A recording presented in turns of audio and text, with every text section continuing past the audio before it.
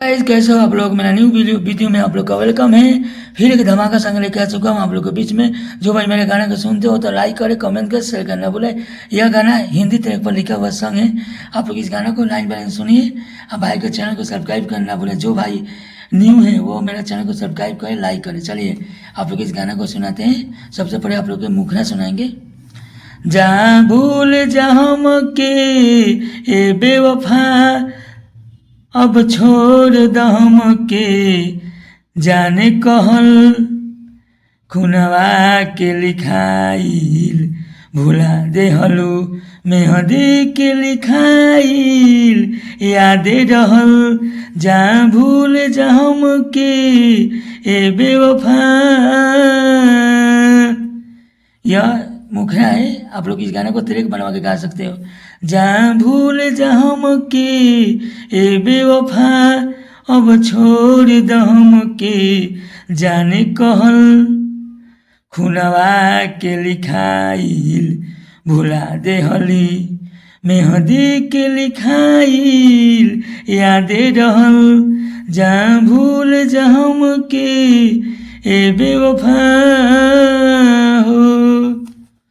यह हिंदी ट्रैक पर लिखा हुआ सॉन्ग है। चलिए अंतरा सुनाते हैं।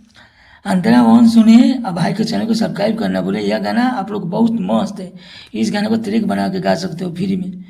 होई होई कौनो मदहोश करी हमारा तोहरा से प्यार भइल, जब दिल में रहे तो तोहरा से काहे इजहार भइल।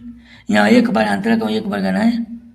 ऊ दिन दोपहरिया तोहरा के पीछे बर्बाद रहल, खुनवा के लिखाइल भुला देहलू मेहदी के लिखाइल यादे रहल।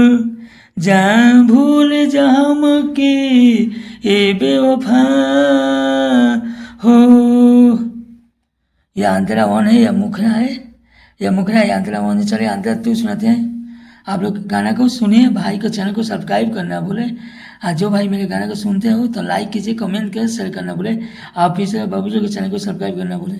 चलिए अंतरा सुनाते हैं।